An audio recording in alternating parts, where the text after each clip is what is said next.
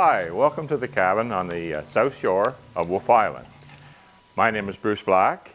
I am the general manager and head guide, and I welcome you to our beautiful, beautiful building. We're located on the south side of Wolfe Island at the mouth of the St. Lawrence River, where Lake Ontario and the St. Lawrence begins. Across the way is Cape Vincent, New York. So as you see, we are a 10-minute ferry ride from Canada to northern New York, Cape Vincent. On the other side of the island, it is a 20-minute ferry ride to a World Heritage Site, Kingston, Ontario. So if you wouldn't mind, and if you have a moment or two, I'd like to take you on a tour of this wonderful facility that was built by a local builder. We attempted to use as much local material and labor as we could. The fireplace, for instance, the stone that forms the fireplace was the foundation for a two-room schoolhouse that actually my mother taught at, and I went to school there the same time that she taught, which was an interesting situation. The floor, the gentleman that owns property was in the paper business, and the wood was taken from the beams of a paper mill just located across the way in northern New York. We cut the beams. All the ceiling, BC fir, tongue and groove. The beams are real solid, not those hollow things. It's BC fir. Let's take a walk down the hallway. So what we have is a large bathroom.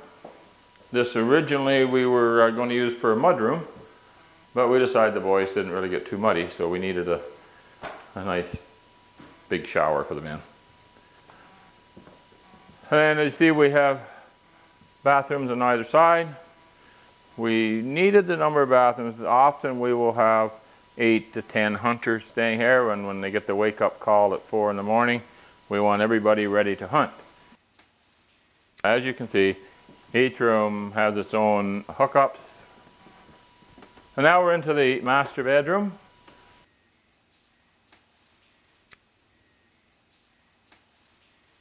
Again, Cape Vincent, and it has its own personal ensuite. So then we'll just go downstairs. Now what we have here obviously is the rec room. When we originally designed the building, just going to have a crawl space. Well, that doesn't make any sense, wasted space. So we've incorporated the games room, little workout area, and we have an airtight. In the event that we should ever lose power, we can always heat the building. Since we are located on an island, we can always heat the building with wood and keep things on an even keel until we are rescued by the military from the United States. I just threw that in. So what we basically have here is an owner and several of his friends, and we formed this hunting club. Each member has their own locker, and obviously we're well equipped with the warmest thing in the world, neoprene waders. Best thing that ever happened to us old hunters. We get these neoprenes. The cabin is situated on 5 acres of land with approximately 485 feet of waterfront. This property to the west of us is the Ducks Unlimited property. It's approximately a kilometer of shoreline and 75 acres. What I'd like to show you along here, this is a typical shore of what we have.